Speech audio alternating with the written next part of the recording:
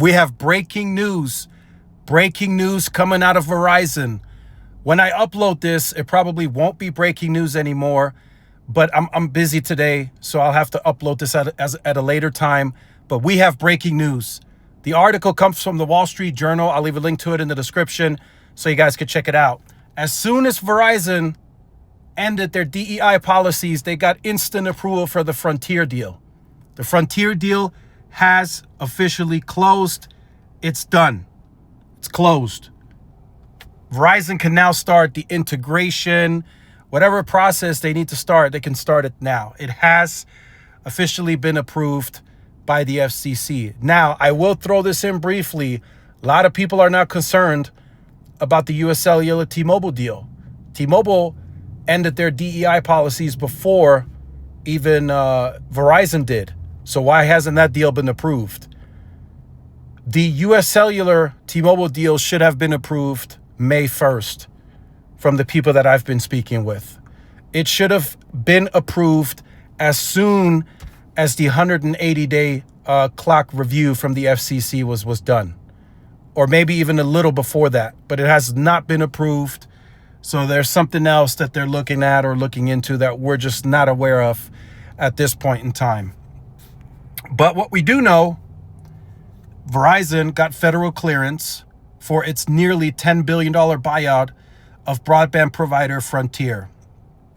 So that'll make Verizon happy. I think this deal closed earlier than they anticipated. I think they anticipated this to close in the first quarter of 2026, from what I remember. So this Frontier deal closes much, much sooner than that. So that's going to move up all the timelines and stuff that they told us about at the Analyst Day. I think last year was. It was like late last year. So this changes everything, right? So yesterday, I'll just throw that in this video. Yesterday, Sampath presented at the Moffett-Nathanson, I believe is his name.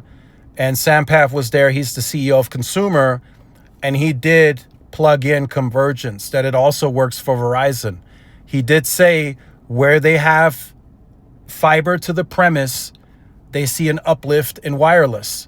Today, they have a 16% convergence in the base where they have fiber and wireless, and they expect that number to double over the next few years. And the Frontier deal is going to immensely help with that, big time. It's going to be big. So I got to say it, right? T-Mobile was behind once in wireless. They've caught up. They continue to make deals. They continue to grow the network. So they're gaining scale. They're now competing at scale as it pertains to wireless. T-Mobile will be behind on convergence. If that becomes a bigger play in the US and Verizon gets to 40% convergence, AT&T goes to 50%, T-Mobile will be behind on convergence. That's just what it's going to be. T-Mobile can't match the convergence by just doing FWA. And the fiber plays that T-Mobile's making, they're still too small as it stands today. Just not big enough. The deals are not meaningful enough to make any big impact to shift anything in the market as it pertains to convergence. Metronet and Lumos, that's cool, right? That's good for T-Mobile to get started with that.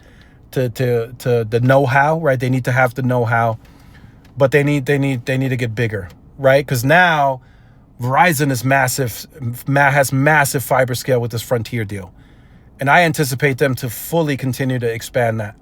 Even within the Frontier markets, I expect them to go to new markets with fiber. They're going to continue expanding in the FiOS areas, right? The East Coast where they've mainly existed. They're going to continue to expand there with fiber.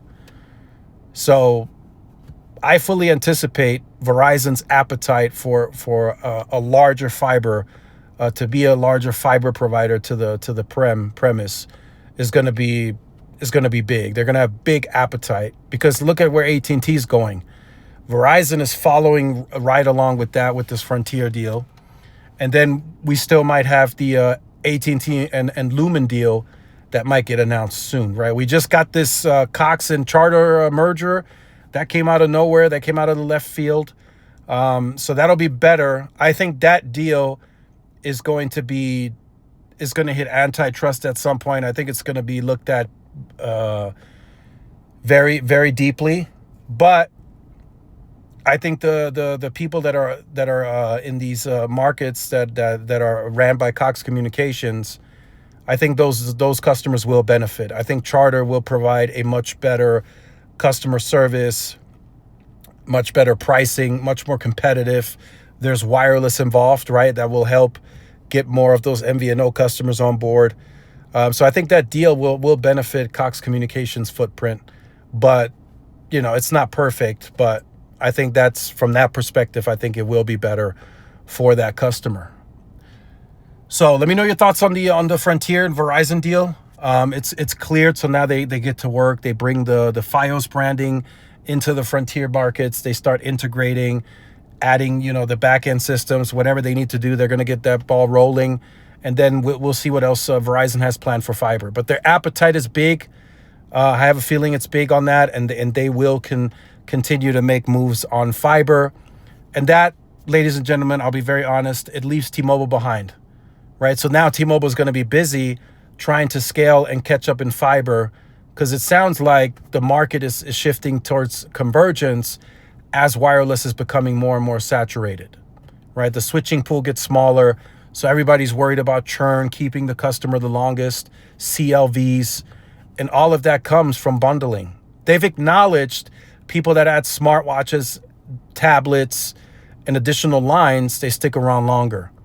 So once you add fiber into that mix, you stick around even longer. So let me know your thoughts in the comments. Like, share, subscribe. I'll see you in the next one. Peace.